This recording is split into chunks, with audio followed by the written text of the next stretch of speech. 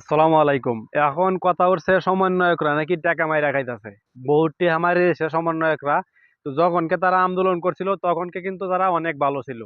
তো এই সময় একটা গোষ্ঠী আছে, মানে যারা ভালো মানুষ তাদেরকে কিন্তু ভালো মতো থাকতে দেয় না, কিংবা তাদের বিরুদ্ধে কেমনে বদনাম করব, এটা হইলো আমাদের বাংলাদেশের অবস্থা।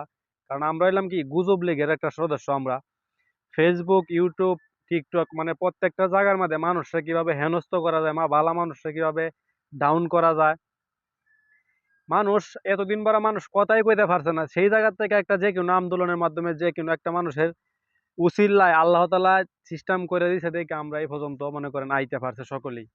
তো এখন এই মানুষটির লাগিয়ে আবার এগো বিরুদ্ধে আবার আমরা কথা বলি, আসলে আমাদের লজ্জা থাকা উচিত। লজ্জা জিনিসটা আমাদের নাই গা। আমরা বাঙালির লজ্জা জিনিসটা নাই বিদায় মনে করেন জায়গায় জায়গায় আমাদের অপমান অপদস্থ হইতে হয়। প্রত্যেকটা জায়গায় দেখবেন বাঙালি অপমান হয়, অন্য কোনো দেশের মানুষ অপমান হয় না। প্রত্যেকটা কান্ট্রিতে যাইবেন খবর লইবেন, প্রত্যেকটা জায়গার মধ্যে এই বাঙালি অপমান হয়। বাঙালি অপমান হওয়ার কারণ কি জানেন? একটা আম যখন খায় তখন খুব মিষ্টি লাগে, ঠিক আছে? আমটা যখন খায় খুব মিষ্টি লাগে, তখন আড়িটা তো মনে করেন যেমনি মন চায় এমনি ফালায় দেয়।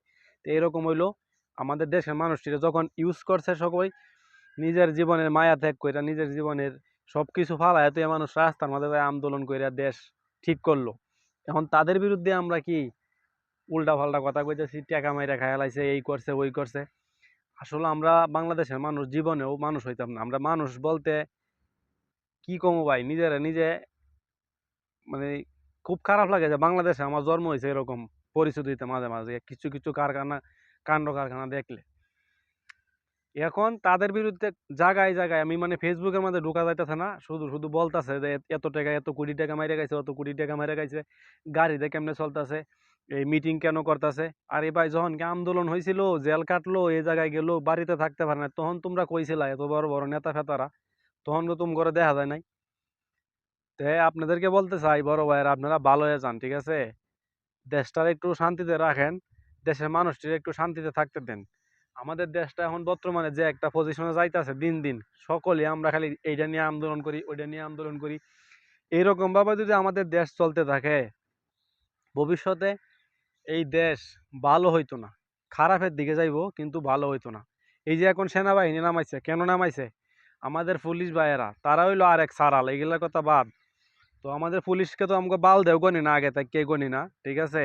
তো অন্য কারণে একটু গনতাম আমরা, যে অন্য ক্ষমতা দেখায় মনে করেন যে বইরা দিব, এ করে দিব, টাকা দেব, ঘুষ খাও, এ খাও, ও খাও।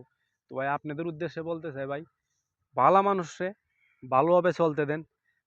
দেশটা ভালোভাবে কিভাবে চলবো, দেশটা যদি ভালোভাবে চলে আপনারও লাভ আমারও লাভ, আপনিও একটা জিনিস কম দামে কিনে খাইতে পারবেন, ঠিক আছে?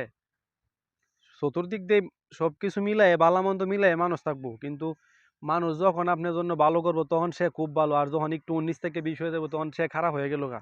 এগুলা থেকে বাইরে হয়ে আসেন ভাই আপনারা। সকলে ভালো থাকবেন। আসসালামু আলাইকুম।